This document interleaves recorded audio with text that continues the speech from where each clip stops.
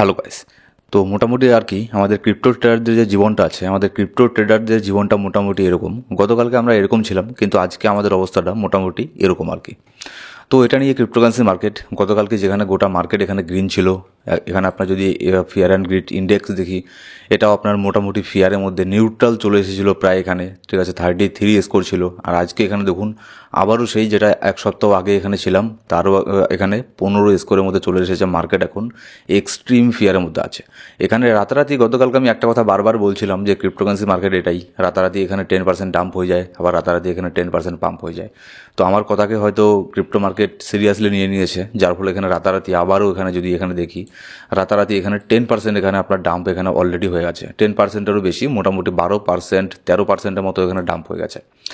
এবার যদি ডেইলি ক্যান্ডেলের মধ্যে বিটকয়েনকে দেখি, ডেইলি ক্যান্ডেলের মধ্যে একটা সাপোর্ট জোনের মধ্যে আমাদের এখান থেকে বাউন্স ব্যাক নিয়েছে, যেটা হচ্ছে 200 ডেইলি মুভিং অ্যাভারেজ। যেটা আমি গতকালকেও বলেছিলাম যে 200 ডেইলি মুভিং অ্যাভারেজ যেটা আছে এর মধ্যে একটা বড় ধরনের সাপোর্ট কাজ করবে। তারপরে যে লাস্ট এখানে আর কোনো সাপোর্ট নেই, তারপরে একদম লাস্ট এখানে 73K পর্যন্ত আমরা এখানে আসতে পারি। তো একবার এখানে দেখুন 200 ডেইলি মুভিং অ্যাভারেজকে একবার এখানে সাপোর্ট নিয়ে উপর দিয়ে গেছে, কিন্তু তার মানে এই না যে আমরা এখানে সেফ হয়ে গেছি।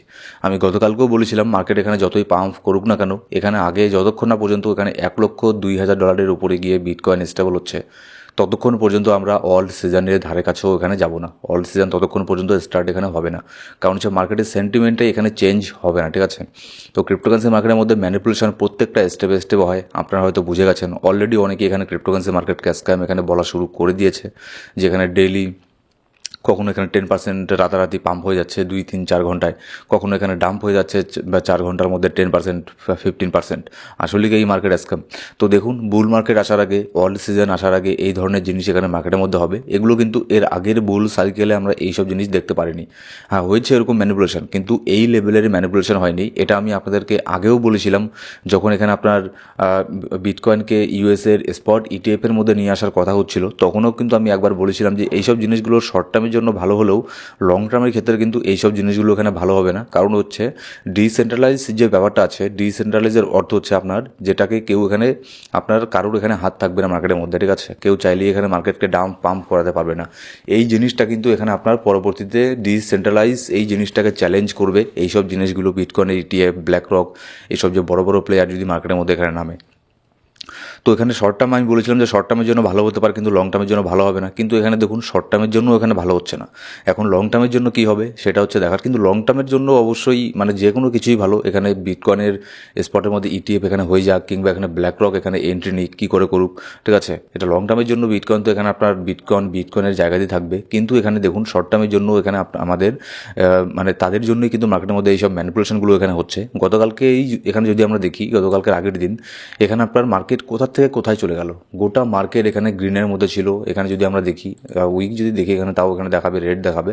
কিন্তু গতকালকে এখানে আমরা দেখেছি, আমরা এখানে আডাকে দেখেছি কোথা থেকে কোথায় চলে যেতে, এক্সআরপিকে দেখেছি অনেকটা পাম্প হতে, অন্যান্য যে কয়েনগুলো আছে সেগুলোও এখানে ট্রাই করছিল এখানে পাম্প হওয়ার, সেগুলোর একটা ট্র্যাকের মধ্যে আসছিল, ঠিক আছে। গোটা মার্কেটের সেন্টিমেন্ট এখানে পজিটিভ এখানে হতেই যাচ্ছিল। কিন্তু এখানে মার্কেটের মধ্যে হুট করে আবারও এখানে গতকালকে 10%-এর মতো এখানে ডাম্প হয়ে যায়। 94,400 থেকে শুরু করে মার্কেট এখানে ডাম্প হয়ে চলে আসে 82,000-এর মধ্যে। $10,000-এরও বেশি একটা ডাম্প, মানে $12,000 একটা ডাম্প এখানে গতকালকে আমরা এখানে দেখতে পারি। তো যদি টেকনিক্যাল অ্যানালিসিস সেখানে করে দেখি, আপনাদের আমি গতকালকেও বলেছিলাম যে টেকনিক্যাল অ্যানালিসিস এখন খুব একটা বেশি কাজ করবে না। এখন সব কিছু ডিপেন্ড করবে নিউজের উপরে, যে মার্কেটের মধ্যে কী কী নিউজ এখানে বের হয়ে আসছে, ঠিক আছে। যতক্ষণ না পর্যন্ত বিটকয়েন $1,02,000-এর উপরে যাচ্ছে ততক্ষণ পর্যন্ত আমরা এখানে অল সিজন এখানে ততক্ষণ পর্যন্ত এখানে আসছে না। এটা হচ্ছে 1 নম্বর। আর 2 নম্বর, এই যে 200 ডেলি মুভিং অ্যাভারেজটা যেটা হচ্ছে আমাদের 82,500 রেঞ্জের মধ্যে আছে, এটার মধ্যে লক্ষ্য রাখবেন যদি এটাকে ব্রেক করে, এটাকে ব্রেক করলে কিন্তু নেক্সট এখানে আমরা 73K পর্যন্ত মার্কেট এখানে আসতে পারে, ঠিক আছে। তো আরও একটা এখানে এই সব মুভির জন্য কিন্তু এখানে প্রস্তুত এখানে থাকবেন, কারণ এটা ক্রিপ্টোকারেন্সি মার্কেট বলা যায় না। এখানে আপনার আবারও এখান থেকে 20% পর্যন্ত এখানে ডাম্প এখানে হয়ে যেতে পারে, যদি এরকম কোনো নেগেটিভ স্টেটমেন্ট আবারও আসে ডোনাল্ড ট্রাম্পের কাছ থেকে, ঠিক আছে। শুধুমাত্র বিটকয়েন না, বিটকয়েনের মধ্যে তো এখানে 10% ডাম্প হয়েছে, কিন্তু এখানে ইথেরিয়াম এখানে 15%, 20% এখানে যখন তখন এখানে ডাম্প হচ্ছে। তো এই হচ্ছে ব্যাপার, ক্রিপ্টোকারেন্সি মার্কেটের অবস্থাটা মোটামুটি এরকমই, ঠিক আছে। এবার দেখুন এখানে মার্কেটের মধ্যে কেন ডাম্প হলো, মার্কেটের মধ্যে কীভাবে এখানে ম্যানিপুলেশন হয় দেখুন। গতকালকের আগের দিন এরিক ট্রাম্প ডোনাল্ড ট্রাম্প আছে, সে এখানে আপনার টুইট করে বললো যে বিটকয়েন সহ, শুধুমাত্র বিটকয়েন না, বিটকয়েন সহ সোল, আডা, এক্সআরপি এই তিনটে কয়েনকেও ইউএসের রিজার্ভের মধ্যে নেওয়া হবে, ঠিক আছে। তো ভালো কথা, যার ফলে মার্কেট এখানে পাম্প করলো। তারপরে তার ছেলে যে আছে এরিক ট্রাম্পও তার এই স্টেটমেন্টটাকে এটাকে কনফার্ম করলো টুইটারের মধ্যে। তার আগে ডোনাল্ড ট্রাম্প এখানে ট্রুথ সোশ্যালের মধ্যে এখানে পোস্ট করেছিল পোস্টটা। তারপর এরিক ট্রাম্প এখানে টুইটারের মধ্যে এটাকে কনফার্ম করলো যে না, এটা একদম ঠিক, যে অ্যাকচুয়ালি ইউএসের মধ্যে ক্রিপ্টো রিজার্ভের মধ্যে বিটকয়েন সহ এক্সআরপি, সোল, আডাকে নিয়ে আসা হচ্ছে। ব্যাস এটাকে কনফার্ম করে দিল। তারপর এখানে মার্কেটের গোটা সেন্টিমেন্ট এখানে চেঞ্জ হয়ে গেল, ঠিক আছে। মার্কেট এখানে হুট করে 10% পর্যন্ত এখানে পাম্প হয়ে গেল। কিন্তু এখানে তারপরে কি হলো, তারপরে এখানে আপনার ডোনাল্ড ট্রাম্পের থেকে এখানে কি একটা স্টেটমেন্ট বের হয়ে আসে, গতকালকের আগের দিন এসেছিল যে tomorrow night will be big, ঠিক আছে। মানে হচ্ছে নেক্সট এর পরের রাতের অনেক বড় একটা জিনিস, কোনো কিছু অ্যানাউন্সমেন্ট হবে, এরকম একটা কিছু ব্যাপার। কিন্তু এটা কেউ কল্পনা করতে পারেনি যে এটা মানে ক্রিপ্টো রিলেটেড। সবাই এখানে এটাই ধরেছিল যে ক্রিপ্টোকে নিয়ে হয়তো অনেক বড় একটা স্টেটমেন্ট কোনো কিছু দেবে, যার ফলে এটা বলছে tomorrow night will be big. কিন্তু এটা না, এটা ছিল তাদের দেশের ইকোনমির জন্য এখানে একটা স্টেটমেন্ট এখানে ছিল। সেটা কি, সেটা হচ্ছে আপনার ডোনাল্ড ট্রাম্প এখানে আপনার বেসিক্যালি যে তাইওয়ানের একটা কোম্পানি আছে, তাইওয়ানের একটা কোম্পানি $100 বিলিয়ন এখানে ইনভেস্ট করবে ইউএসের মধ্যে।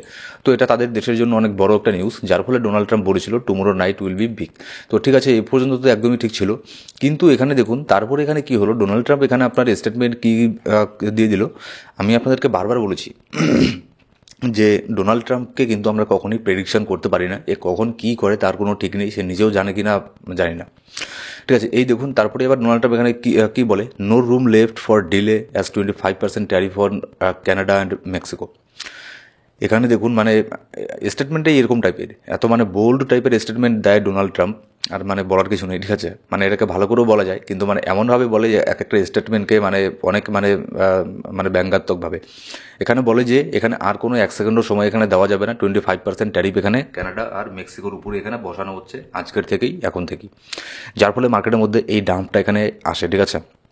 এবার দেখুন এই ট্যারিফটা যদি এর আগে বসিয়ে দিত একদম ডাইরেক্ট, যখন এখানে প্রথম স্টেটমেন্ট এখানে দিল ডোনাল্ড ট্রাম্প যে 25% ট্যারিফ এখানে বসাতে পারে কানাডা মেক্সিকোর জন্য, তারপরে এটাকে ডিলে করলো। তো এরকম বারবার এগুলো না করে যদি একবারেই 7-8 দিন 10-15 দিন আগে প্রথম যখন স্টেটমেন্টটা দিয়েছিল তখনই যদি 25% ট্যারিফ বসিয়ে দিয়ে দিত একবারে, তাহলে কিন্তু ঝামেলাটা একদম তখনই শেষ হয়ে যেত, ঠিক আছে। একবার মার্কেটের মধ্যে এর ইম্প্যাক্ট পড়তো, তারপরে মার্কেট রিকভার করে আবারও এখানে যেরকম মার্কেট সেরকমই এখানে চলতো।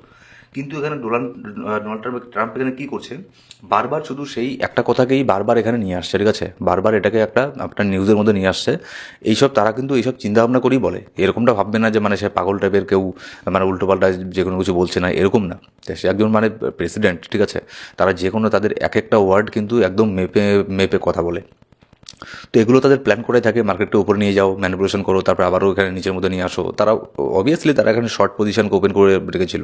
তারপরে এরিক ট্রাম্প তো গতকালকে এখানে বলেও ছিল যে বাই করতে বলেছিল, বাই দ্য ডিপ, ঠিক আছে। তারপরে দেখুন এরকম স্টেটমেন্ট চলে আসে। তো আপনি কি মনে করছেন তারা এটা জানে না? অবশ্যই তারা এটা জানে, তারা সবাই এগুলো নিয়ে মানে আলোচনা করার পরেই কিন্তু প্ল্যান মাফিক এইসব জিনিসগুলোকে এখানে কিন্তু করে থাকে মার্কেটের মধ্যে, ঠিক আছে।